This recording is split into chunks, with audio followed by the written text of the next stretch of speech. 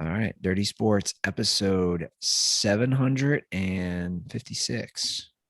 We are live on YouTube in 5, 4, 3. Welcome to the Dirty Sports Podcast. I'm your host, Andy Ruther, coming to you live from Cincinnati, Ohio, with my co-host from Los Angeles, California, Joey, no chill Prano. Good late morning, Andy. How's it going, man? I see you rocking the Miller Lite hat. Oh yeah, figure I'd give this. I love Miller Lite. I love all the merch that they send us. The low profile hat, not really typically my style, but I was like, oh, maybe I'll rock it on the show when the headphones will be pressing down my head anyway. You know where that'll be good for? The beach. Yeah, because it's definitely waterproof. Good for a run. Yeah. Good for beach volleyball. Absolutely. Take it maybe in the water. Yeah. Beware them sharks, bro. I'm obsessed with that guy who posts the drone videos of great white sharks in Southern California. It's fascinating. I refuse to watch it. I don't want to know. Yeah, don't. But it's just, for me, it actually does it makes me not scared, because you're probably not going to hear this, but the frequency. Yeah, and they're not messing with people ever. But whatever. I'd be the guy. That's just my luck. Yeah. It's at the Malibu Artest, if anybody wants to watch any of these on YouTube. I don't know. It's pretty cool. I am missing that California weather right now. I'll tell you that much. Getting some rain. The heat is just nonstop. Yeah. The 90-degree heat and 90% humidity. It's been this way for 3 weeks, maybe minus a couple days. It's actually been kind of overcast here, not just at the beach. I mean, I went to the Dodgers Mets games both Saturday and Sunday, and both games for at least, 4 or 5 innings. Cloudy. Although yesterday, shout out to Chris Wilde. Happy birthday, Chris Wilde. Chris Wilde took me to the game. I mean, I think I've settled on it. I think the best seats at Dodger Stadium are home plate, Loge. Yeah. Loge, home plate. He got us right out of the sun. It was we were just under the overhang, so we were in the shade the whole day. I got to say, I love Dodger Stadium. I love the vibe of Dodger Stadium. I love, the aesthetics of it. I like watching a game there, but Dodger Stadium just keeps getting worse logistically, especially with everything that's going on with checking bags. And now you need this and the e-tickets. It's the incompetence of Dodger Stadium, getting you in, getting you parked. You can get to the game an hour before the game starts and you barely make first pitch because they're incompetent in getting you into the ballpark, getting you into the parking lot, getting you into the ballpark. They got to check everybody's bags for, beach balls, which they all still get in. Dodger Stadium, I wish I could just go watch a baseball game at Dodger Stadium without Dodgers fans doing the fucking wave the whole time. Do you think getting into Dodger Stadium is a Dodger Stadium thing or a sports thing across the board? Well, I don't know. I mean, I went to Citi Field when I was back in New York recently.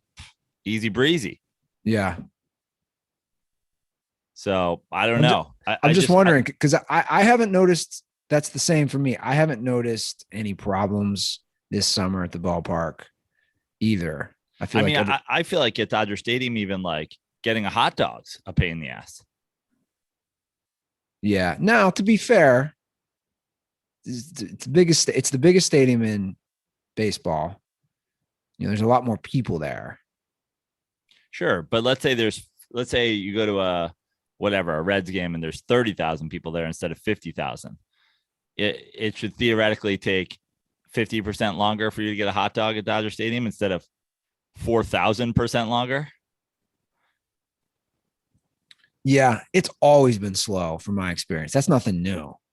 I just feel like it keeps getting worse. I feel like getting in there parking wise keeps getting worse. Getting a hot dog keeps getting worse. But I would say, that's across the board right now in our country. Like, I don't know what you've experienced, just service. I mean, they just can't hire anybody. There's the amount of workers they need everywhere. Like if I go in a restaurant now, I just expect terrible service because they're so slow. I don't know how it is out there, but like that's just it's a problem. Yeah, I haven't noticed it especially. I mean, some places you can tell immediately when the service is bad and you're like, oh, they can't handle how many people are here. And then some places I feel like if you're a well-run operations, just still you still run well.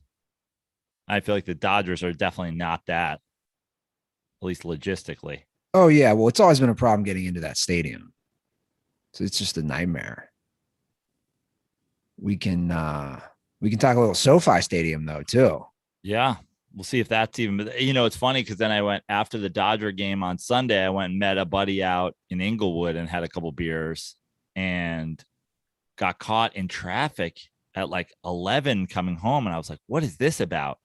And I think it was post Chargers traffic. It was nuts. I was like, oh, this is like a weird place for there to be traffic. And then I realized, oh yeah, SoFi is going to start messing up traffic in these parts too. Yeah. So Michael Magid used my Chargers 49ers preseason tickets. And what was his nachos review?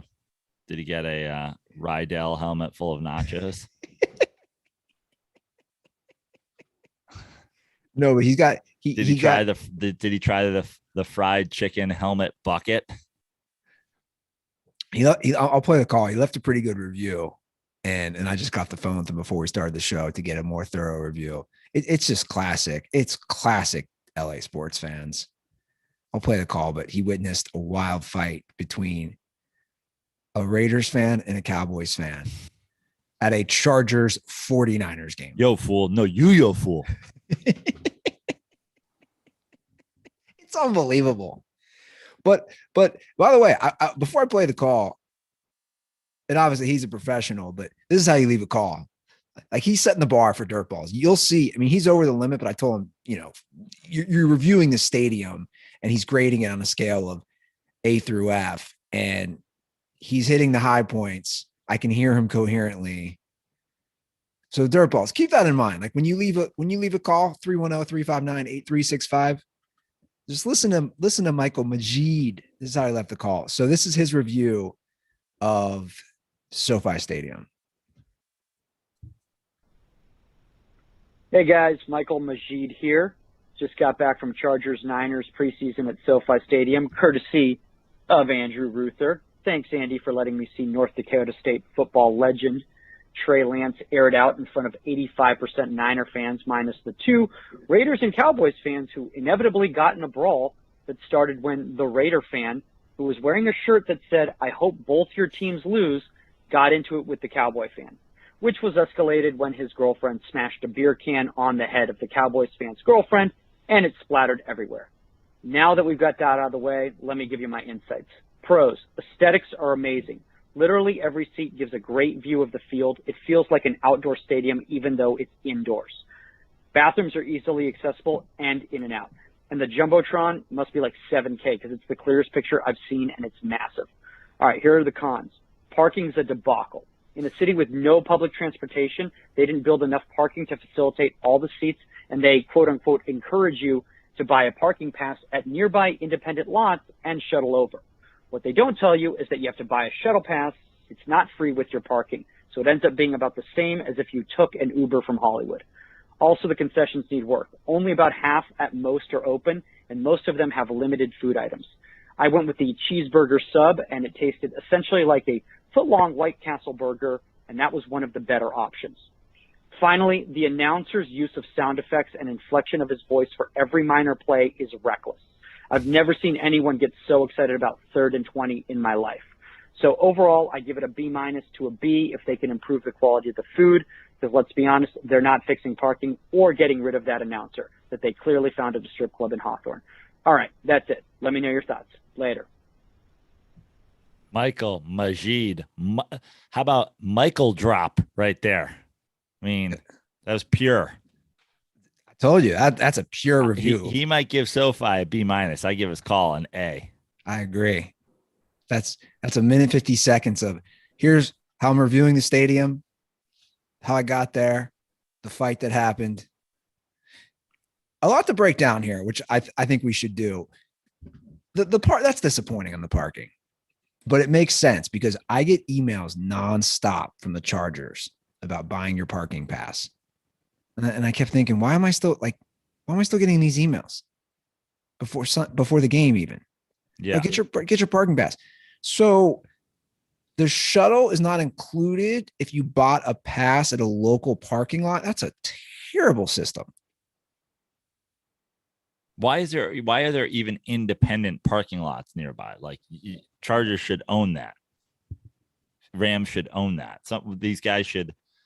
All the parking lots should be stadium lots. It's crazy. I mean, I know LA is like the car, capital of the world, and it's hard to say, hey, we're going to have a stadium that seats 60,000 people or whatever it is. And like in LA, every single person, even if two people go together, they're like, we're going to take separate cars. Just like no one in LA carpools anywhere. So I understand it's hard to like have space for 60,000 vehicles, but at the same time, like, have that be part of the plan. Yeah. Do a deal with Uber, do a deal with Lyft, do a deal with whatever to like, for game days. With your parking, with your season tickets, you get a promo code. It's not that hard to figure out. Like 100%. You boost some, ride share with a promotion. They give a kickback to you. It's not that difficult. Do Uber, Lyft, promotional, like Chargers 21 gets you 50% off. Like, what do they care? Yeah, I agree. That is a thing that is very solvable. That's a problem that has an easy solution. And he's probably right. They're not going to make a solution. The food thing is a debacle. Everybody's talking about it on social media. So he had what looks like, well, first of all, a cheeseburger sub. Like, what is this? And he's saying it's basically a giant White Castle burger. I got to say, a lot of people, there's people who are on the fence about like what Citi Field is as a ballpark. Is it good? Is it bad? I'll tell you the one thing. You go to Citi Field, it's Shake Shack, it's Blue Smoke, it's Mama's a Corona, like it's New York food. The idea that there's not 6 In-N-Outs inside SoFi is ludicrous. Dude, you're a LA fucking thing. Have 6 In-N-Outs scattered around the place. Have a fucking Roscoe's chicken and waffles. Like, this isn't hard. Well, I bet it just boils down to they don't want to pay the money. They don't want to pay the licensing fees to In-N-Out. Or maybe instead they want to get roasted on social media for putting cheeseburgers covered with pickles on like a fucking hoagie roll. Yeah. That's not a good, like, do you think they changed the situation there? I don't know. It's clearly for both teams, right? It's clearly like a SoFi thing. And when we went there, Andy, and we toured, we didn't see a single concession stand that had any sort of, corporate tie-in at all. It was all generic. Yeah. Yeah. There was no, I couldn't agree more. It's the same way. Like, if I go to the Reds ballpark, they're serving the La Rosa's, the Cincinnati pizza chain, the Grater's ice cream, the Skyline, the local Cincinnati, I don't. Listen, one of my complaints about Dodger Stadium, for sure, probably my biggest complaint of all, they don't serve Miller Lite. I mean, to me, that's a slap in the face to every, red-blooded American. But at the same time, the counterpoint is it's all Golden Road, which is a local LA brewery, and it's all Montejo and Modelo and whatever to cater to their fan base. Sure. So there's a strategy behind it. I think they should also think about the strategy of sometimes, great American patriots who have good beer tastes are going to attend the ballpark. But, like it's not that hard. And to go to SoFi and have these weird, like, brandless concession stand that are that they're literally getting roasted day one, just destroyed. Now let's talk about his positives, which you and I, we didn't see a game, but we did a tour, and I'm sure we both understand what he's saying. There's not a bad view in that stadium. I mean, your seats are up there, pretty high to the top. I mean, you're pretty central to the field, pretty close to the 50, but you're pretty high up. But just like when we went to Cowboy Stadium, it was like, oh, that's going to be a dope seat. He said it was great. He said it's a great view. And, with that scoreboard, and like he said, where you feel like you're outside, but you're inside. I do like that the bathrooms are accessible. So that's a huge positive. But the other wrinkles they got to figure out. And the announcer thing, that would be annoying. To me, that's so LA. Yeah. And I'm thinking that there's probably a different guy for the Rams. Probably. So congrats to the Rams for not having that guy, but sounds awful. Now the fight is hilarious to me. Yeah. That wasn't in the section of my seats. He said that was when they were just doing a walk around. That was more of the corner section. Now, you think that there's like, the thing with all the stuff, fights, police shootings, whatever, everybody's always like, oh, we're just seeing them more because we have phones. And it's like, we've had camera phones for a decade now. And I feel like I've seen twice the amount of fights. I think the fights are up in 2 weeks of the preseason. I agree. I think some of the other things have happened a lot, but I don't think sports fights. I think the NFL sports fights just keep going on. I mean, think about it. He's at a preseason Niners Chargers completely meaningless game. Justin Herbert didn't even play. And a Cowboys fan is fighting a Raiders fan. And a woman smashes a beer can. And then did you see the other, that was like, what was that? The Rams fight basically started because you see the Pittsburgh one? Yeah, I saw the Pittsburgh one, but there was a Rams fight that was basically two guys arguing. And then it started where the woman threw a beer. It's like, ladies, why don't you stay the fuck out of this? Yeah. This seems to be a trend going on right now. Yeah.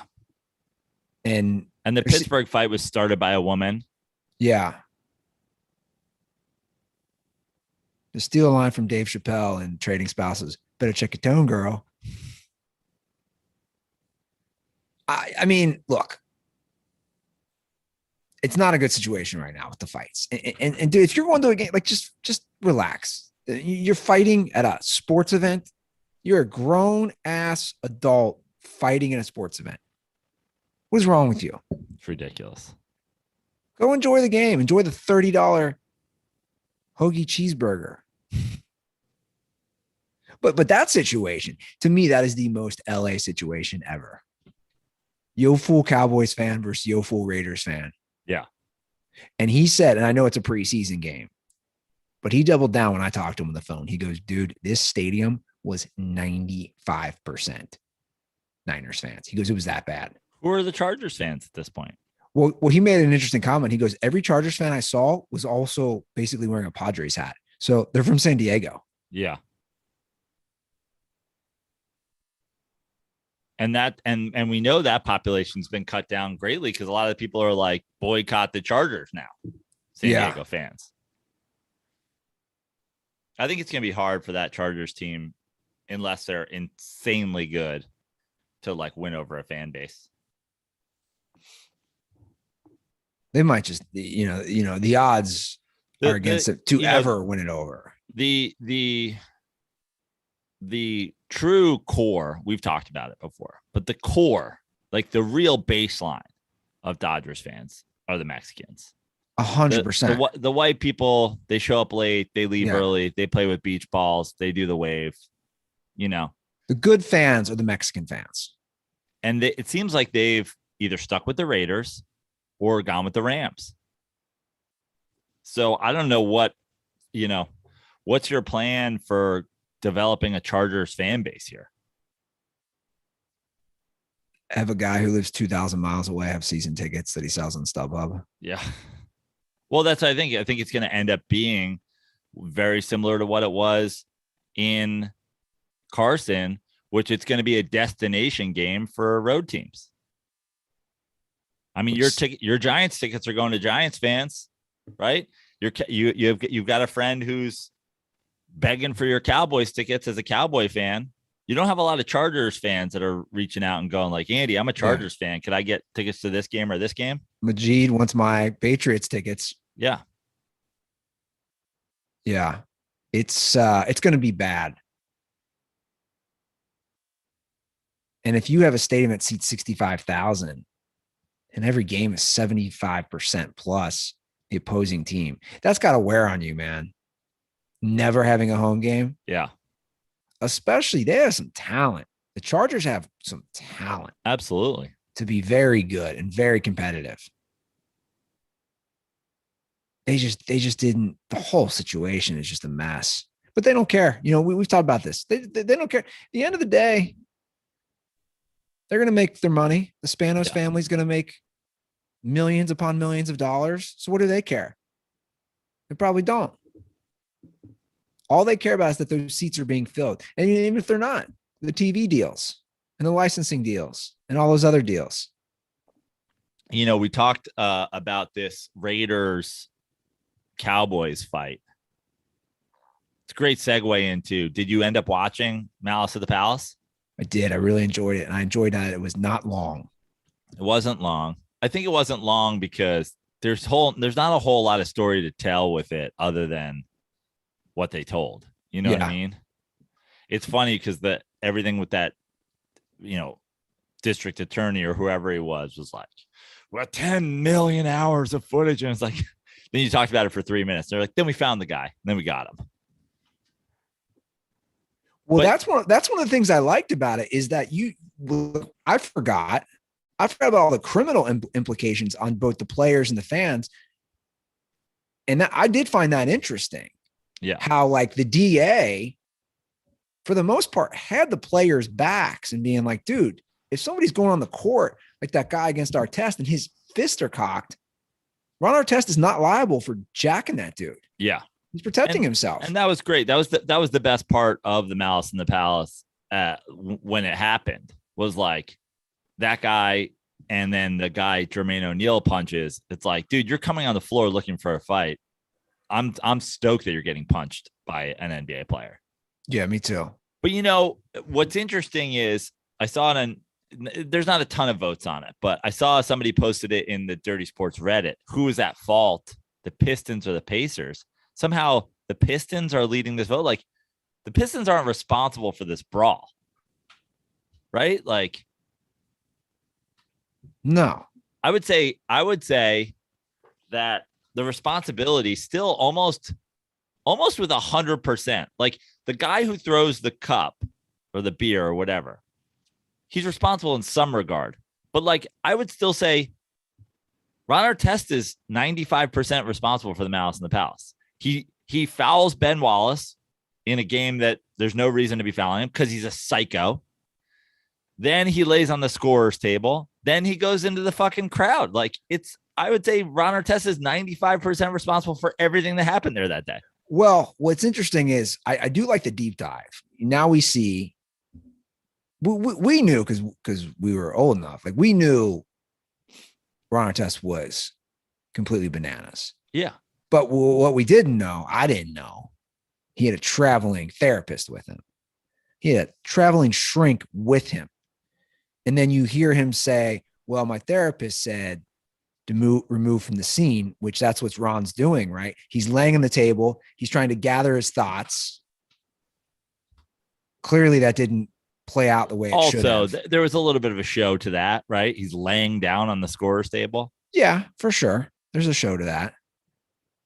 And also, like, this whole, you know, the whole idea that, and I'm glad the guy got, you know, whatever, punished criminally, the guy who threw the beer or whatever. But he got a felony charge. I don't know what happened.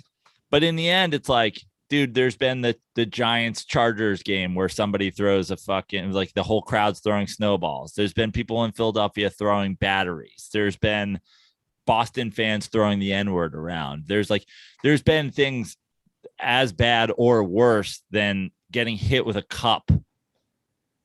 The idea, I mean, the bottom line is, if that hits anybody but Ron Artest, I don't think they go into the crowd. Yeah, I agree. And you can't. And the thing is like, I think forever, the idea that Steven Jackson unapologetically like going to fight for Ron Artest. Like, I don't think anybody ever blamed him that Ron Artest was in a brawl and he went up there to try to help his boy. But the bottom line is, he doesn't go into the stands unless Artest goes in the stands. You know what I mean? Yeah. I mean, Ron Artest led the way. And it was just, what's fascinating about what happened, it's just a combination of everything. The lack of security, the lack of law enforcement. It was basically, everything was just ready to combust. And you have the drunk fans, their teams getting their ass kicked. You have a heated rivalry. You have two teams that are very similar as far as defensive-minded teams that have players that can lose it at any minute. Yeah. And no one's defending like how those fans, like Detroit is known to be that kind of city, that kind of fan base. Like, I can't say I'm surprised that guys are throwing chairs or dumping beers on people or dumping like whatever. Like, yeah, trash, total trash move. But also it got to that point because Ron Artest went into the stand and started punching somebody that didn't do anything also. Well, after watching it, part of me is watching this saying, this could have been way worse. I mean, imagine if you had hundreds of more fans. I mean, it could have gotten really bad with the fights. It got pretty bad. I mean, it was bad. But I also think it could have been even worse. I mean, Ron Artest he's a fascinating guy. He truly is. So some of the lines, the takeaways, that line when he goes into the locker room and he says to Jermaine O'Neal, "Are we going to get in trouble?" That is like, that shows the psychological mentality of Ron Artest. That is am I going to be home for WrestleMania? That's the equivalent. That's Brandon Dassey. Is it Brendan Dassey? Yeah, it is. That's a great comparison. Like, bro, what? You're in jail for murder. Yeah. Are we you just started a full arena melee? Are we going to get in trouble for this? Yeah, bro. You might not ever play in the NBA again. Yeah, it's almost, it's a childlike mentality. Again, Ron was so out there. To say that is just unbelievable. But Ron was also interesting in that I thought, he called himself a coward. He openly said that on the documentary for leaving the Pacers, for demanding a trade. Because he said he couldn't handle it. Couldn't handle the post-fight. He's got some, or I should say vice versa. Like, there's some Kanye vibes. Like, I watched the did you watch the Kanye Letterman interview? Like, Kanye's like, the whole thing of like, Kanye's crazy. Kanye's like, oh, yo, I'm crazy. He's like, I have severe mental problems and I need heavy medication. And all those times that I did some shit that you thought was wild, I was off my meds, crazy. Yeah. So it's like, Ron Artest has similar things where he's sitting there like, oh, I'm a therapist and I know I do this and I know I make these bad decisions because this happens. Like, he's just full on like, yo, I'm crazy. But you know what? I think there's something to that I personally, I value and appreciate that, because there is honesty and there's self-awareness. He knows that. Like, if you know some of your weaknesses. But it took him a long time to get there. We're finding out about him being open about this now. Sure. When he's in the league, he's changing his name and being like, no, it's totally normal. No, I'm quitting this team. I'm going to this thing because it's whatever. I'm fighting this guy. No, and that's fine. But I still appreciate the awareness or evolution, whatever you want to call it, to at least understand that. Like if you know, look, we all have weaknesses as humans. If you know your weaknesses or where you can go to dark places, I think that's really important because at least you're aware. And you're right. It's more now. I don't think he fully knew that then because he was such a nut job, but he ironed it out. Now I did forget. I was laughing. They're like, oh yeah, Ron Artest went to, he changed his name to Metta World Peace and he went to the Lakers and he won a title. And I totally forgot that the elbow he threw right at James Harden's head. Remember that? Oh yeah. On the Lakers. And it was a brutal elbow. Yeah. And he's got, I mean, if you did a Ron Artest super cut of like his terrible, reckless, like trying to injure somebody fouls, it'd be longer than, it'd be longer than Kobe's game winners highlights. Like it'd be 4 minutes long. Well, attending the Source, I didn't know about the Source Awards, or I forgot. That was wild. Yeah. Saying that he had to go to a funeral and his teammates see him presenting an award at the Source Awards. Like that's some loony shit. The weird thing about this documentary is like Ben Wallace is the only Piston that'll talk. Yeah. Can we talk about his voice for a minute? Yeah. Dude, is there anyone out there with a deeper voice than Ben Wallace? No. And then it was funny, like Ben Wallace is there for like 3 minutes in the whole documentary. It's the only Piston thing. And he's basically just like, people didn't know my brother died. And you're like, okay. And you were upset about that. Like, it's wild. His voice is just, really? I put in Twitter Ben Wallace's voice. Nothing's popping up. Nothing. I can't play a clip of his voice. Nobody's posting something. Do you remember the show Iconoclasts where people of different like artistry would like interview each other? I want a Andrew Luck, Ben Wallace conversation. Oh, that would be good. That would be good. I put Ben Wallace into Twitter, and what keeps popping up is the United Kingdom Secretary of State for Defense. Yeah. Is Ben Wallace. I don't care about him. Yeah, his voice was insanely deep. That is a good point, though. No one else is willing to talk. Or did they even not kind of like, I don't know. Is that why it was an hour? Because they just couldn't get the other side to like weigh in? What I don't know if you saw Jermaine O'Neal was an executive producer on that. Yeah. And I was gonna say it was very much like a Pacers story,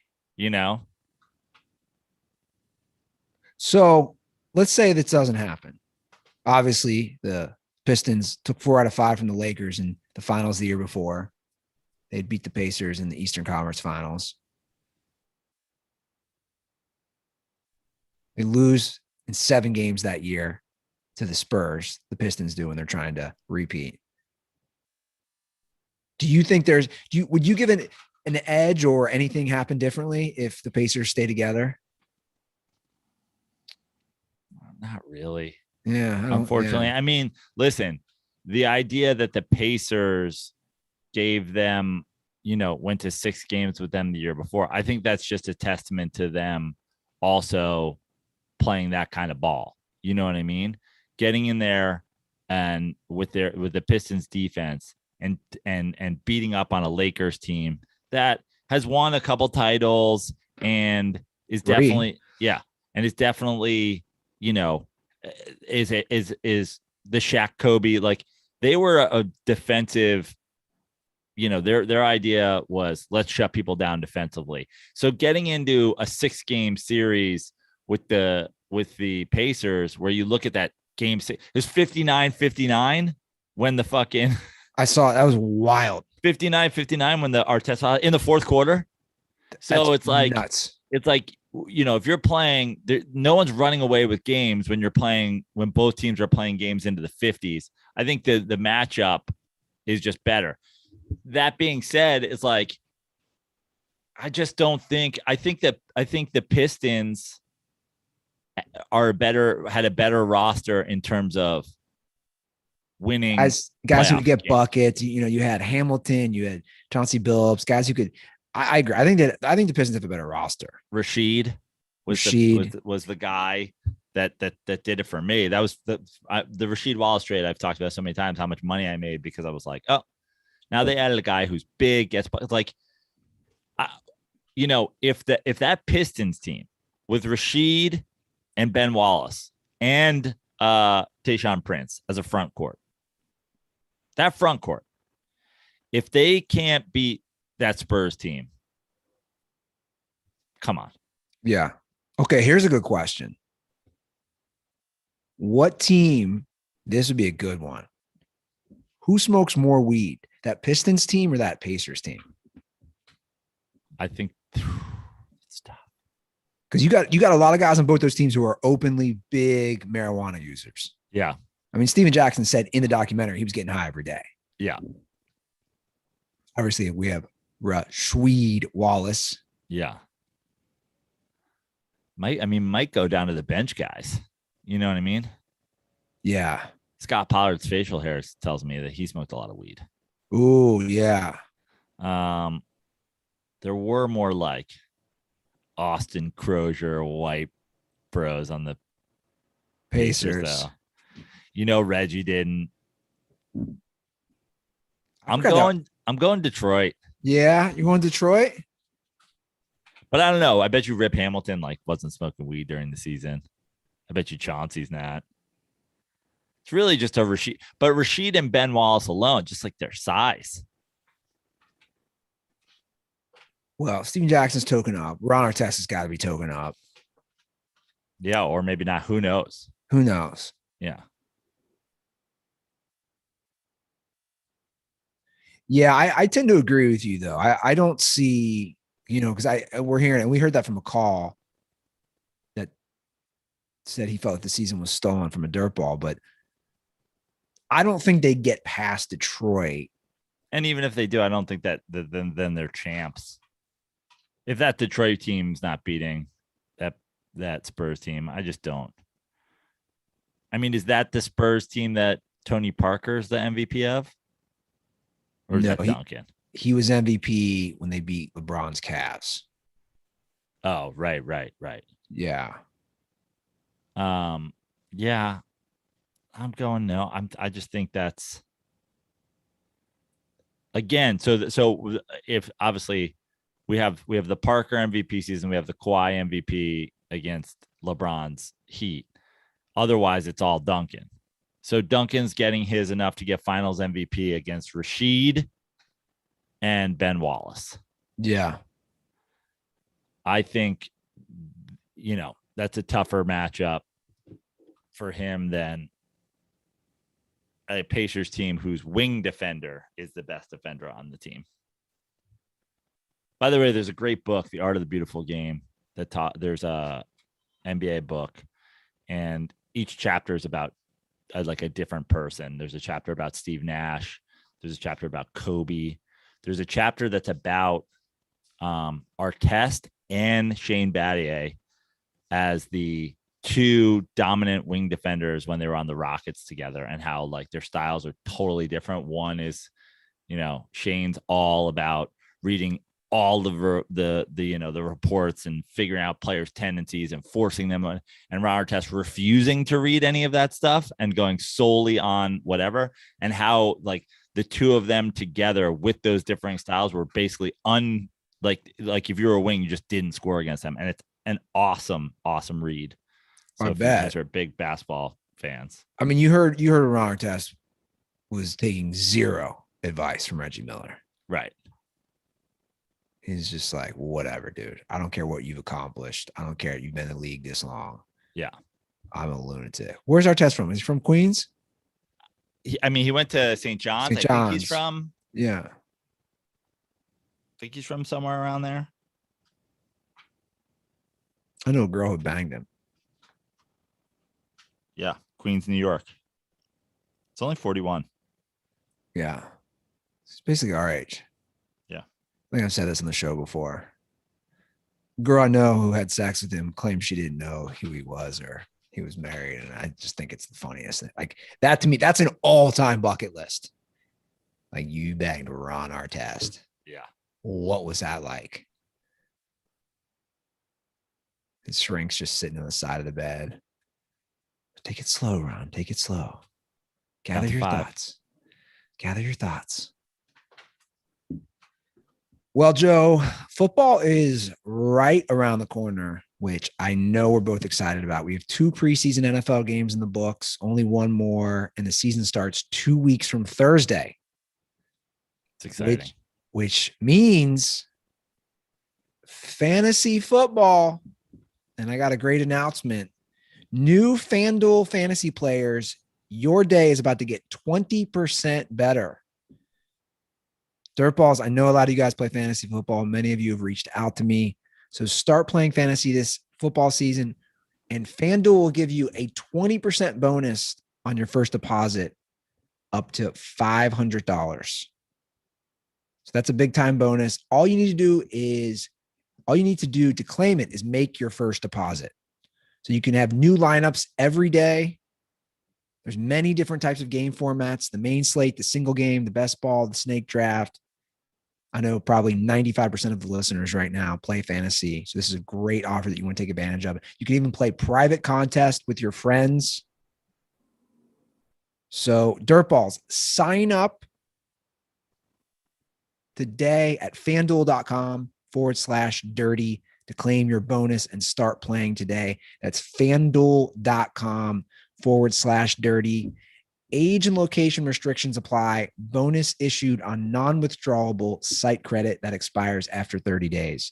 So once again, experience season-long wins without the season-long waits. Sign up today at FanDuel.com/dirty to claim your bonus and start playing today. That's FanDuel.com/dirty and start making some money, or at least attempting to.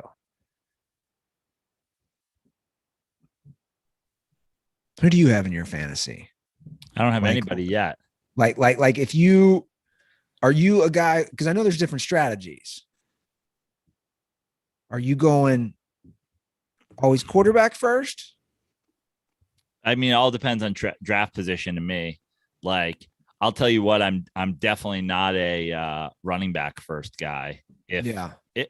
I should say that the wording of that is misleading. I'm not definitely a running back first guy, meaning there are a lot of fantasy strategists who are like running back first no matter what. Now, if I have the first overall pick or the second overall pick or the third, but then like to me, sometimes it gets to the point where, oh, this fourth guy, I'm like, come on, is the fourth running back really more valuable than a Patrick Mahomes? Is he really more valuable than a Devontae Adams? Like, so I will go running back in the second round or the third round if my draft position calls for it, as opposed to the guys who are like, well, I have the 8th pick. Looks like I'm just a Jonathan Taylor guy, and I got to figure out my shit later on. It's like, nah, fuck that. Because I think running backs from year to year, besides the Christian McCaffrey types, those guys are. I mean, look at a guy like Todd Gurley. There was a year where people are like, Todd Gurley's the number one, and Todd Gurley doesn't fucking play the whole year. Like, I think the shelf life on a running back is so short, and then also the chances of them getting hurt is so high. Yeah, I agree. Yeah, running backs, man. No, you got to go with the quarterback. So I want to discuss kind of a random thing, but I find it interesting because of what's happening right now with the trading card industry. So because of the pandemic and other circumstantial things I don't fully know, but I know the pandemic has a huge part on it. The value of trading cards is like at an all-time high.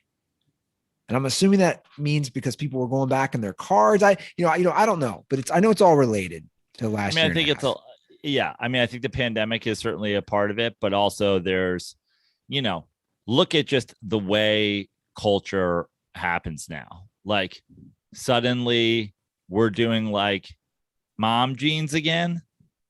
You know what I mean? Like suddenly we're doing like highway. So it's all cyclical. like suddenly all the people our age who have a shit ton of cards from the 90s are going back to the 90s and being like, look at this, look what I have. And that era that's between then and now where cards kind of fell off is like not really a thing. It's all cyclical. We love like the 25 to 30-year-old retro move, whatever that is. You know what I mean? And we always fucking have. I mean, look at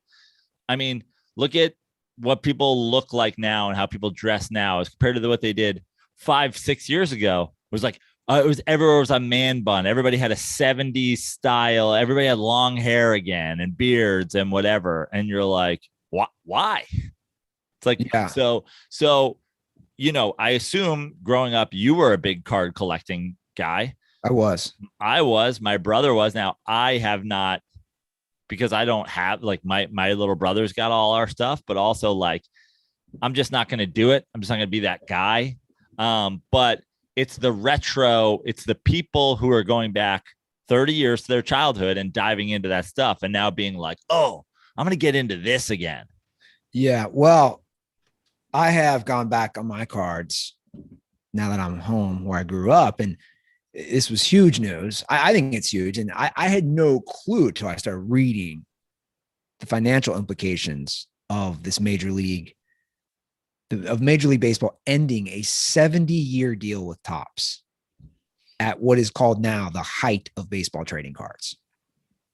I mean, it's I don't know. It's fascinating on so many ways. It's pure capitalism. Like we're going somewhere else. It's also, though, a lot of people don't like it. They think it's a short-sighted move by Rob Manfred. Topps and Major League Baseball, 70 years. So I think it's even more than capital. I think it's one of those things where the return of the popularity is something we can take advantage of. Why don't we just do it with this organization, this company that we're already like Fanatics? Well, they already have that. This is where it's complicated. So baseball, Topps had no clue they're ending this deal. Topps had no clue. They didn't even have a chance to make their own offer to match. Right. Because it's not about that. It's about the fact that Major League Baseball is already doing Fanatics for gear, doing whatever. That's a scam. It's a kickback. It's a full-on kickback situation. So both baseball, basketball, and football, all the major leagues, they have equity in Fanatics. Yeah. So they have their own cut. And I don't know how that works with the owners and maybe the players. Because also, I think, I could be wrong, I think the Major League Baseball Players Association as well has equity. So basically, they don't renew their contract with Topps, which will end in a couple of years. And now they're going to Fanatics. And this completely shakes up the industry. Topps was valued. I couldn't believe this. Topps was going to go public. I mean, they're not going public anymore. They were going to go public. They're going to be a publicly traded company. And and their main dog is obviously Major League Baseball. Topps was valued at $11 billion, which is crazy to think. But now everything is up in the air because Major League Baseball didn't renew the contract. So Topps co-owner is Michael Eisner. I don't know if you recognize that name. Yeah. He used to run Disney. So, I mean, these are all business moves. And he's pissed. I read some stories. He had a very heated call with Rob Manfred Thursday when this news leaked. I was like, dude, are you serious? You guys are going to do this without even letting us match? We have the 70-year history. Obviously, all the most popular cards, the most expensive sold cards. We're not going to let you match, because if you match and it's public that you made a better offer than Fanatics made, then we look like assholes for not going with you. When the point is, we don't want to go with you no matter what, because we don't get part of your profits. Yeah. This is, dude, remember when fucking StubHub came out and was like, oh, this is this is how you can get tickets on the second market without having to go to scalpers. And then all of a sudden Ticketmaster buys StubHub, and now all the Ticketmaster events sell out immediately, but you can get them the second that they go on sale for double the price on StubHub. Basically, Ticketmaster was just like, hey, we're doubling the price on you. We're pretending we're selling them for this price, but we're really selling them for this price. Yeah. It's all a fucking scam. And what might happen is Fanatics might end up buying Tops anyway. Now, even more ridiculous.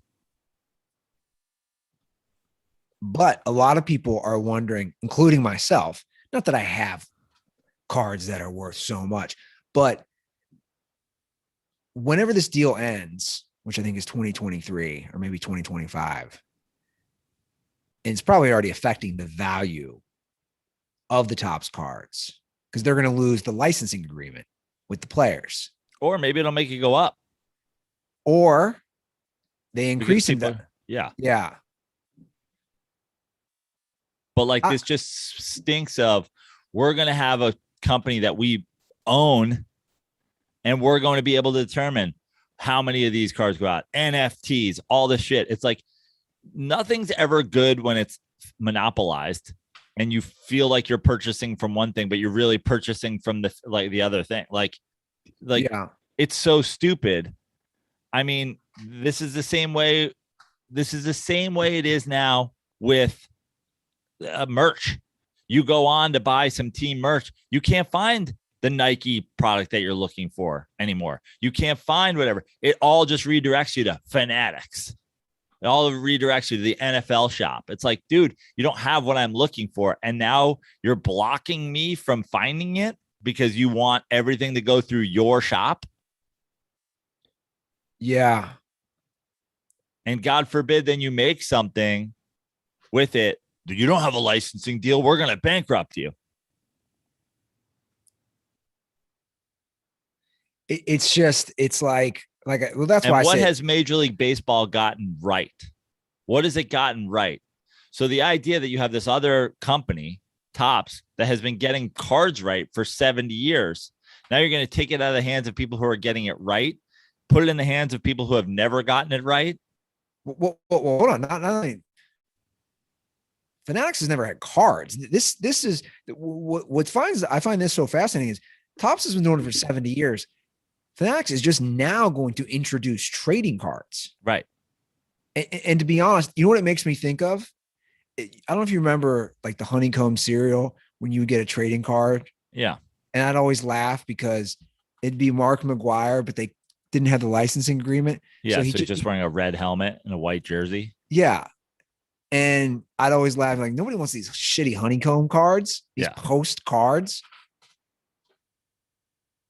I mean, Fanatics won't be that because they will have the agreements. But the thought of me being like, look at my new Fanatics card. I don't know. I don't like it as a guy who definitely has sentimental value with his cards and nostalgia. I understand like they're going to do the best move for the league and for the players financially. Like they all profit from this. The players, the owners, the league. This is a better financial move for them. But I don't know, man. I don't like it. It stinks. Like you said, we grew up collecting cards. It's fun to look at your old cards. I have great memories of going into a card shop. There was a local one by me called Sports Cards Plus. And you'd go in, you'd be like 9 years old and you're trying to negotiate with the guy at the store the value of your card, which is so funny to think about. Yeah. Kids aren't doing that nowadays. I have no idea, but I know kids are into it these days. I know the adults are back into it these days. Like my nephew is fascinated. I've shown him my cards. He's 9. I was showing him, I think I said this. I got a bunch of Michael Jordan cards and he just couldn't get over this. He's looking at these cards. He's like, wow, Michael Jordan, 1990 Fleer. Like he doesn't understand that. But yeah, man, I don't know. Everyone was so quick to jump on Manfred as usual. But at the end of the day, if he's making more money for the owners and the players, they're going to like this move. Right. But this is everything in the history of sports. Who does it benefit? The owners and the players. Who doesn't it benefit? The fans. Sure. I agree. Do you have any clue your best card that you had growing up or anything? I did get and I was a big Cal Ripken guy growing up. I did pull a Cal Ripken signed card in a pack. I don't know what my most valuable card that I have would be. I have no idea. Yeah. I mean, I'm sure there's like, I'm sure there's guys like, I was collecting in the mid 80s and the early 90s. So, I'm sure I've got McGuire's rookie card and Bond's rookie card. And the McGuire card that was worth the most back then. Which one? It was the Olympic one. Okay. I have that for sure. 100%. Yeah. He's wearing the USA Olympic jersey. That's the first ever Mark McGuire card. I just remember that. That's a Topps card. It is a Topps card. Yeah. I have a bunch of Jordan, Coca-Cola, North Carolina cards. I have like that whole set. Those got up there in price for a while. I think there's 12 of them or something like that. And I think they were all over like $100. So, the Griffey rookie, I don't know. I have no idea what. The Upper Deck was the good Griffey one. Yeah. I have a number of those. Yeah. Yeah. It's I haven't done a full dive. I would like to do a full dive on my cards and kind of see out of curiosity what they're worth. What do you think a Trevor Bauer Fanatics card in 2022 will be worth? That's a great call. I have no idea. So the restraining order on Trevor Bauer was denied. I'm sorry, I guess the restraining order on him from the woman was denied. Yeah. I don't really have an issue with them denying this if this is the thing, but reading the like judgment was a little bit confusing. So to me, like the judge said, listen, you got in a relationship and you basically said you were down for this kind of stuff, right? There's text messages. But you didn't say, but then he took it to a place that you didn't like, and you didn't say you weren't down for this. And therefore, and the thing is, my question is, okay, the accusation is he punched her unconscious. And then when she woke up, he had it in her, he was doing anal to her. He was sodomizing her. Yeah. Yeah. So both of those things that she didn't sign up for. And also she claimed he was choking her with her own hair. Right. Now, the judgment saying, listen, you have gotten into this. That's a very slippery slope. I mean, I'm not a judge. I'm not a lawyer, but it's a very slippery slope to say you signed up for this and you have to be clear about what you are into or what. Like, what if Trevor Bauer was into fucking corpses? Could he have then murdered her and fucked her dead body? And the judge would be like, you didn't say you weren't down for that. See, that seems like a very, very strange judgment to me to say you signed up for rough sex. So now absolutely anything goes unless you put it on some list where you weren't down for it. That seemed like a weird judgment to me.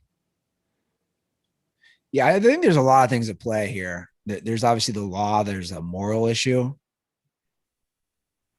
I was debating this with a few guys about it. We agreed when we started having this conversation. It's like, wow, there's a lot of stuff out there. Like when the story first broke, and he started sharing stuff. And it started coming out like that they were in this and that she was calling him back and that like whatever. We were both totally on board. Well, it's like, sounds like you were into this. You know what I mean? And then he, goes through or whatever and you freak out about it. But like the thing about it is if he took it to a place that she was just like, holy shit, like I didn't know it was going there. And a judge says, well, you didn't say it shouldn't. That really leaves the door open to like, you can do whatever you want. Well, and also, I've read a lot on it. So she was an alcoholic, a hardcore alcoholic. Okay. And, the defense of Trevor Bauer is going to use that against her because she was drinking heavily And she even says, she doesn't remember certain things. And they used that against her. And some of the text, which she omitted from when she filed the restraining order, mention other things. And Bauer's attorneys asked her that during the deposition. They're saying, well, why didn't you mention that you had made comments about making millions off him? Because that's in text. And then that all came out. So she also slept, again, not that it justifies any sort of assault, but they're going to bring these things up. I don't know if you saw, she also slept with Fernando Tatis and Clevenger on the Padres. Did you see that? No. So she actually was doing some work with the Padres, charitable work. And when that was learned that she was messing around with a few players, they got rid of her because they said it's a conflict of interest. You can't do that. So, obviously the defense is going to frame that as she's bouncing around ball players. She's trying to use these guys. She's trying to get money. So that's a tactic that they used. I think that if I think taking all this stuff in consideration and being like, yo, it's a little bit suspect what's going on here and I'm not going to grant you a restraining order because I don't think that you really want one, or I think this is whatever. That is not where I have a problem. I have a problem with the judgment, the wording of the judgment saying, basically, if you don't explicitly say what you're not into, then he could be able, then a man can assume that you are into it. And it's like, that's a really, again, Trevor Bauer's like, my kink is fucking, newly murdered bodies. She didn't fucking say she wasn't into that. I killed her and fucked her dead body. Like, oh, well, you signed up for an abusive relationship. Should have known what you were into. Well, again, that's why I brought up there's a moral thing as well. Because it's just as criminal to kill somebody as it is to punch them unconscious. Yeah. So like I was having this discussion with someone and I thought they brought up a good point. Because I was, me, I'm always being a contrarian. I'm also trying to play all sides. And I was like, well, look, I don't know if what he did was technically legally wrong based on some of the things I've seen. Again, it's up for debate, but somebody made a great point to me and they go, Andy, you're probably right. Cause the judge agreed. They go, but if you're hooking up with a girl, man, and she asks you to beat the shit out of her, you're not going to do it. Because morally, you're like, dude, I don't want to beat the crap out of a girl. Whereas Trevor Bauer had no qualms about that. She's like, beat me up. I'm into that. And he did. And she's arguing he took it too far, whatever. But that's my point. There are moral implications here as well of like. Yeah, it's just, it just gets into a weird thing. Like, let's say she's even like, I want you to punch me unconscious. And he does. Does that mean everything goes once she's out cold? Like, could he then have like dragged her unconscious naked and like laid her out on the front lawn and put up, 50 cents to have sex with this body? Like, you know what I'm saying? Like the idea that she didn't say no because she was literally out cold. Therefore, she couldn't revoke consent or whatever. It just seems like a crazy judgment for like a judge to make, like to say, listen, if you don't say no to something and you've already said yes to things that are in the same realm, therefore it's like, anything goes. It just seems crazy to me. That's why I stay away from all this stuff, man. I'm serious. That's why I like all that violent S&M, kink stuff, like, no thanks. I barely could slap a girl's ass. It can go places. Like if someone openly says, I want the shit kicked out of me, I want it violent. And it's obvious, right? Can we just agree that it's obvious? She gets off on it, and so does he. He clearly has a whole thing about getting off on this as well. Based on the text, based on how it went down, who knows? But I will pose this question. does he play on a team the rest of this year, or does he play in the major leagues in 2022? I think he plays in the major leagues in 2022. I don't think he plays on the Dodgers this year. He's obviously not going anywhere else besides the Dodgers. I think he plays in 2022 one way or the other, because either the Dodgers use the offseason to bring him back with the, this all sorted, or they do some sort of buyout or whatever. I mean, it sucks for him, I don't want to say it sucks for him, but like this happens in the first year of this deal. It's like a huge deal for another team to trade for him under this deal with all this going on. Seems crazy. It's kind of like a Deshaun Watson situation. It's like you're taking on whether, whatever the legal ramifications of it are, you're still taking on this, locker room story. And the fact of the matter is, all the reports are the Dodgers don't want him back because they just don't fucking like him. Yeah, it has nothing to do with this. They just don't like him. They don't like him, and it has to do with this, right? It's like we're not going to put up with that bullshit when we don't even fucking like him. Yeah. True. I think for sure he pitches next year. It goes back to our point that nobody ultimately cares. I just don't. I don't think fans care. I don't think owners care. You can write as many articles as you want. This doesn't make it right. I'm not saying whether it's right or wrong. I'm saying I don't think fans care. I don't think owners care. I don't think leagues care enough about this stuff. How many of these guys have done wild shit? Ben Roethlisberger is beloved in Pittsburgh. Beloved. I mean, that's a prime example. Beloved.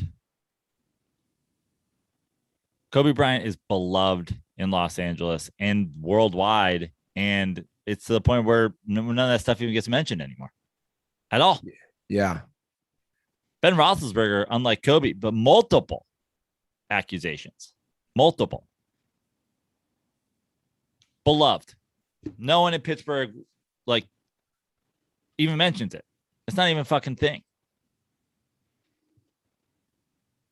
The only person that it's completely affected, and because there was video, is Ray Rice. I'm sure we're forgetting some people, but who else didn't get a job again? If they had the talent, if they still had the talent, who didn't get a job again? Richie Incognito tried to decapitate his First of all, no video. His deceased father. Right. First of all, no video. The video is like a huge thing for the Ray Rice. I mean, the Ray Rice was a perfect storm of cover up, video, exposed toward the end of a running back's career. It was a perfect storm. Yeah. And that's my point. Like that was towards the end of his career. Tyreek Hill still, he's kicking girls down the hall and he's in the league and no one talks about it. Kareem Hunt. Didn't Tyreek Hill also there was allegations his kid or something like that? Yeah, there was some allegations around that. But and that's my point. Like ultimately, you're wasting your time. I'm just telling anybody out there, if you think anything's going to change, it's just not going to change. Remember when all those NFL players did that commercial after the Ray Rice thing? Yeah. Didn't change anything. You want to hear from the DirtBalls? Yeah, let's do it.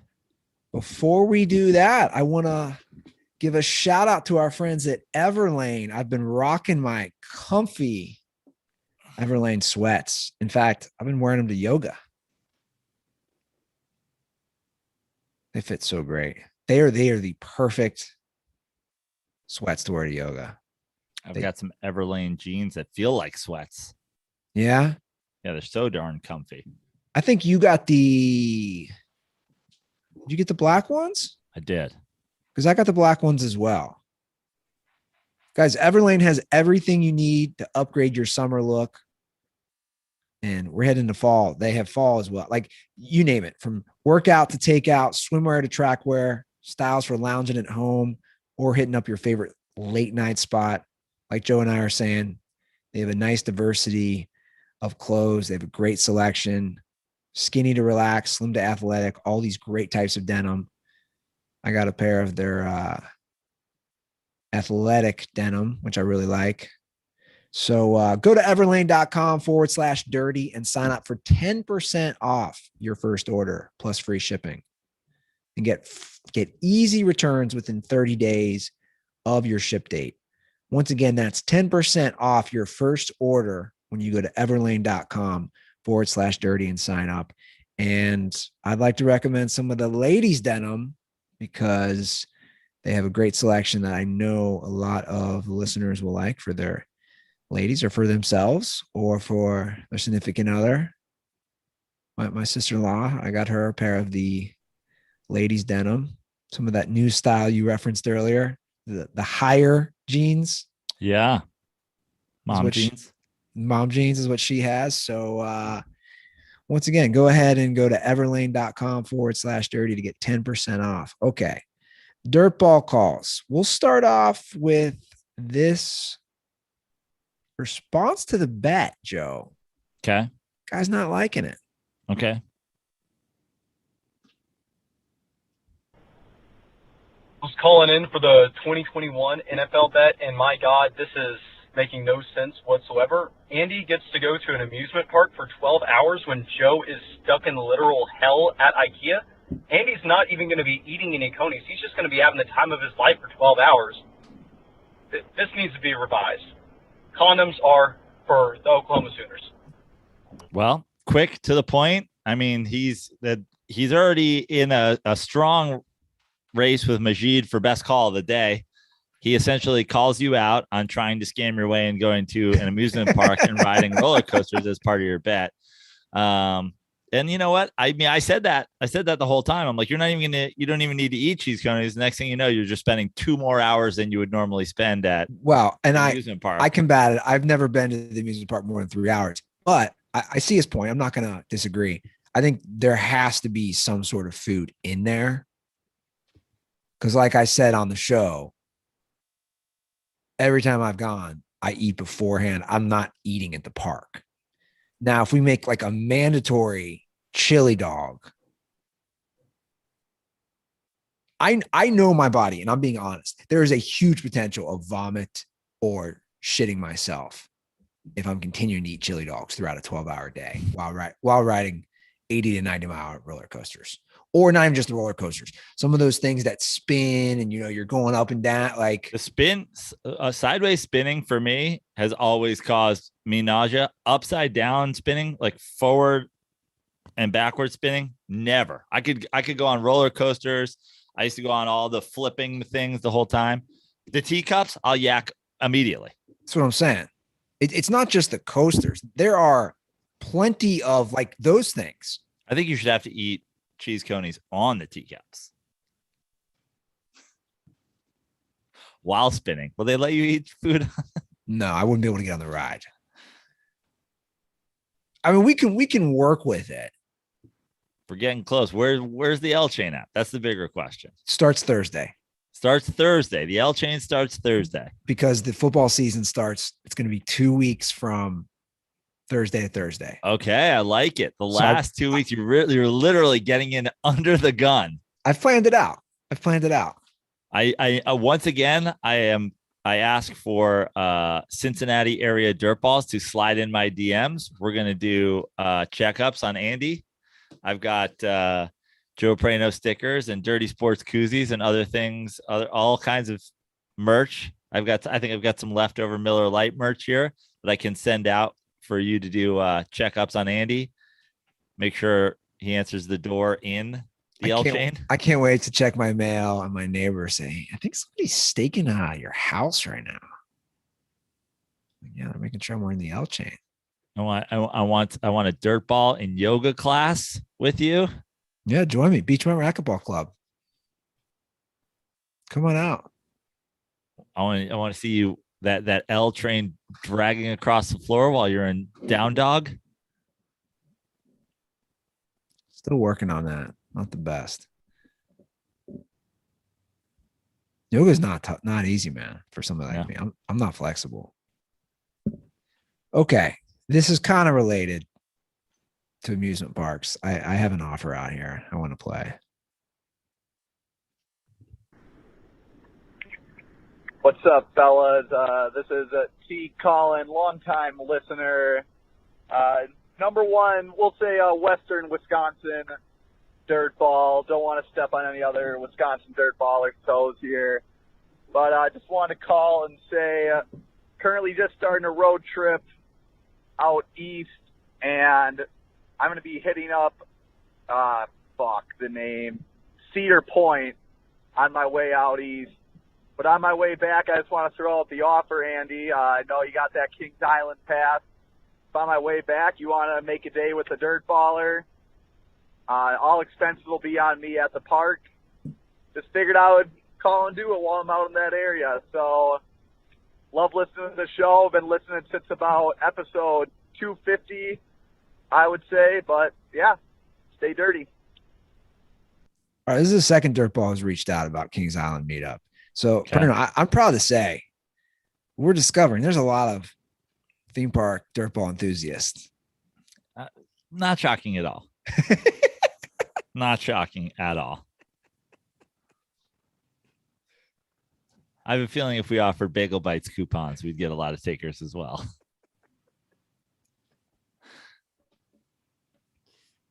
Look, man, I appreciate the offer. I appreciate you For listening. example, I was not surprised the other day. I did a show in Santa Monica. I was not surprised that former super fan turned apparently, he claims to no longer be a listener, but your boy Matt Pedoti, not surprised he turned up at a comedy show while an esports event was in town.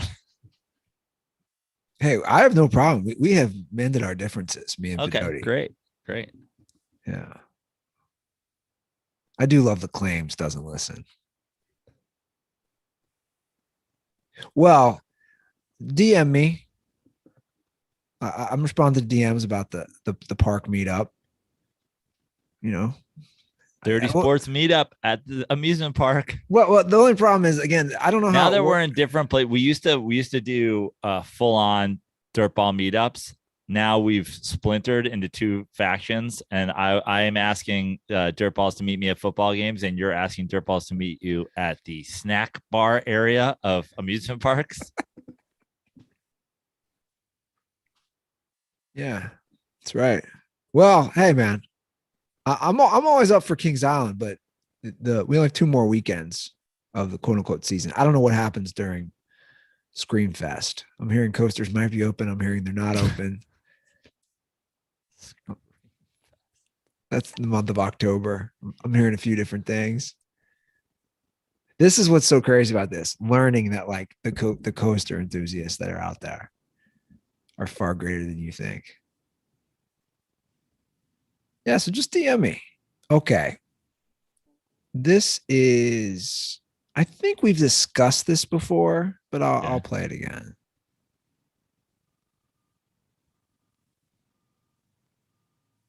If it plays.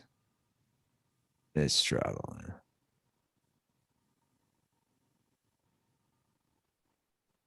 It's not playing.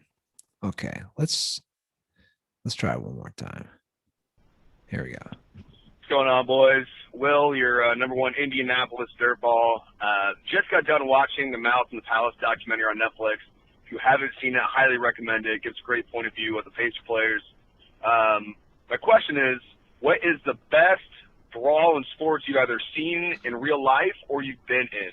Mine is a 30-man brawl at a pickup basketball game at a church in Brownsburg, Indiana. Love to hear your story. Stay dirty, boys. Best one I've seen was the Mello sucker punch of Marty Collins, and then Mello running full speed for the first time ever on a basketball court in his entire NBA career, sprinting away from the scene of the crime after sucker punching Marty Collins. One of the 15,496 reasons I hate Carmelo Anthony. Just a cold cocking of Marty Collins, and then legit running away. Trash bag. I don't know what I've seen. My brother was at the Amir Garrett Pirates game. Okay, that's a good one. I was like, man, you were at that? That's pretty wild. I'm trying to think if I've seen one. I was also at an end of the season Mets game versus the Phillies after one of my favorite players growing up, Greg Jeffries. I believe it was after he got traded, and then, or was it after? I forget which one it was. Either Jeffries had just gotten traded or vice versa, or McDowell had left. But anyway, Roger McDowell hated Jeffries when he was on the Mets. And when they were both on the Mets together at the end of the season, Jeffries like grounds out to end the season. And McDowell says something on his way to first. Jeffries hits first base and immediately turns and they fucking brawl. And we had planned, it was crazy because we had planned to go to the game like the end of the season. The players, if they're not going to the playoffs and stuff like that, a lot of times they would like meet the players, sign their hats, like shit like that. And the whole thing got canceled because there was a brawl. I guarantee that I just can't think of any off the top of my head that I've seen. Even like at Venice Beach, did you ever see any like wild brawls in the basketball courts? No. I feel like it was all just trash talking. Yeah.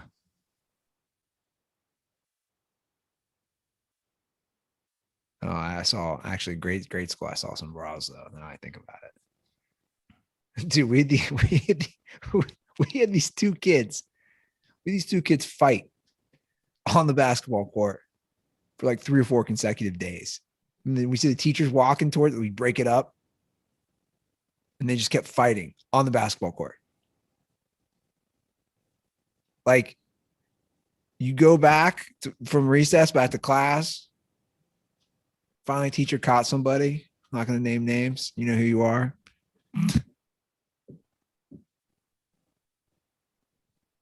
Grade school was wild, man. Yeah. Just fight club, grade school fight club. Well, I miss those days. We had a game called Dirty 30. It was basically tackle basketball. Yeah. I don't even know why we did it. We tackle basketball. The basketball, and guys could just destroy you. And you're trying to get the ball in the hoop, but and you're on a hard pavement. By the way, shout out to the St. Xavier Bombers, my alma mater. Went to the game on Friday. We won the opening game. My brother John used to run like a fight club during our swim team. He would essentially like, doesn't surprise me. He would essentially like put Mikey in the locker room and offer him candy as like a prize fight. And then he would go around and he'd be like, hey, John would go around being like, hey, that kid over there said like, fuck your mom or whatever. And he'd be like, what? And he said, yeah, you want to do something about it, like fight him in the locker room. And then John would have people there like gambling on child fights. That's pretty awesome. He was basically running like a cockfighting ring, except instead of roosters, it was like 7-year-old swimmers in Speedos. Yeah, my brothers used to pair us up to fight against, not like a full ring like that, but to get us to fight other kids. John would be paying people out in like Fun Dip and Jolly Ranchers. I was with my brothers yesterday.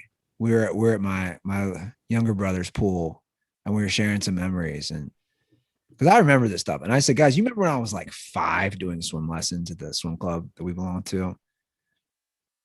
I said, you walked over with my brother Mark, who was like 2. They hated the lifeguard who taught the swim lessons. So she's teaching a bunch of 5-year-olds. My brother Elliot, he's 8 years older than me, so he's like 13. Him and my brother Brad have Elliot has Mark, and he's holding Mark, and he says to the lifeguard, "What are you gonna do if I throw this 2-year-old in the pool? You gonna save him and then leave all the other 5-year-olds unattended to?" Like that's how my brothers were, right? Like he's going like this, like he's gonna throw my 2-year-old brother into the pool where he would drown to see if she'll save him, and then leave all the other 5-year-olds she's teaching lessons unattended. He's like, I remember that stuff, dude. You're a lunatic. Oh, Carolyn, I remember her. The judge in the Trevor Bauer case would like to point out that your younger brother didn't explicitly say he didn't want to be drowned in a pool, and therefore and therefore your brother was actually not doing something wrong. That makes sense. All right, let's finish with one more call.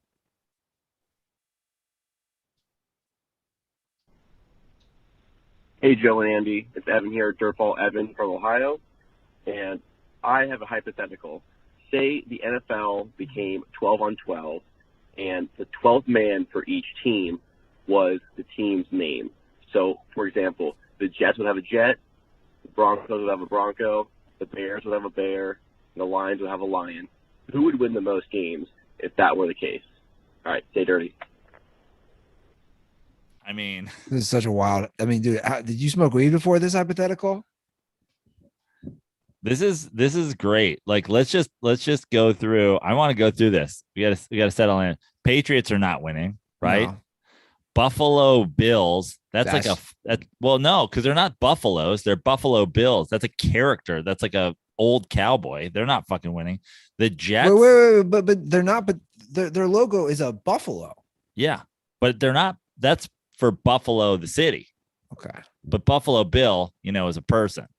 The Jets, I mean, the idea of a jet, but like, how does that work? Yeah, I'd throw them out of it. A dolphin? No. A Steeler? No. I don't even know what a brown is. Like, it's just a guy in a hard hat or something like that? A raven? No chance. Now, the Bengals, you got a tiger, but hard to tame, right? Now you need a lion tamer or tiger tamer on your thing. A Titan. Now, what's a Titan? How do we use a Titan there? A Texan? No. A Colt? No. Jaguar? No. A Chief?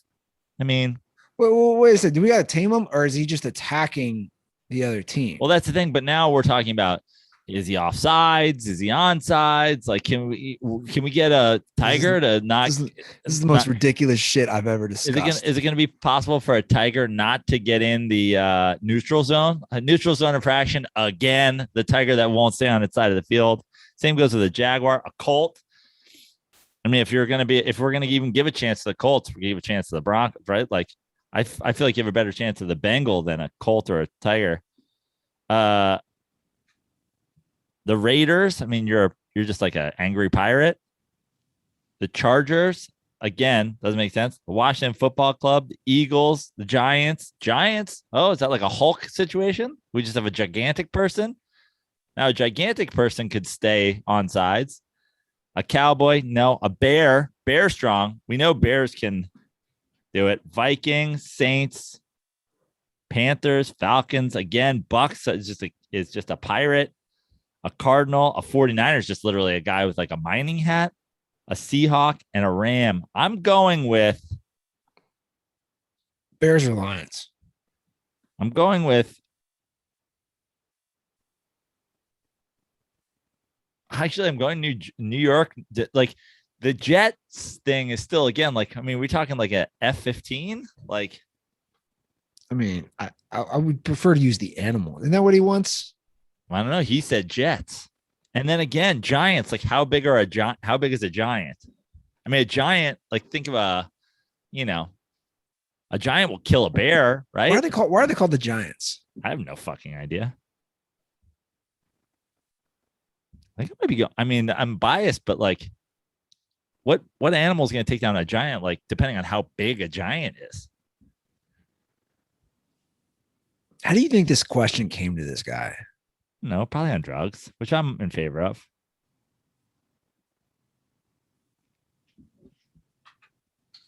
Who wins in a fight, a bear or a lion, you think? I was just thinking that. I feel like a bear is more tameable, but maybe not. There's not really, I guess there are. Like bears are like riding unicycles and shit. Bears are so big, dude. They will fuck you up. They're not as big as giants, though. Again, I don't know how a jet remains on sides. And like, just seems. How's it flying? Like, it can't just go up vertically. Yeah, I'm going Giants. It's a giant. They're giants. Going Bears. Go to the Dirty Sports Reddit. Who do you think would win in a fight? And who do you think would be a better, like, a literal giant or a bear? It's the only way to end this show. Speaking of giant bears, did you hear that the Raiders were trying to get Khalil Mack back this offseason?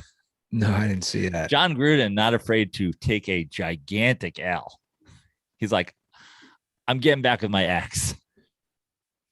Hey, sometimes it works. He sent a U up to the Bears. He did. That's funny. I didn't see that. 310-359-8365. That's the hotline. So if you smoke a little weed and you come up with a crazy scenario, give us a call. Follow us on Twitter and Instagram at The Dirty Sports. Drop a podcast review. And if you do, I'll send you 2 free koozies. Just leave your Twitter or Instagram handle in the review so I can reach out.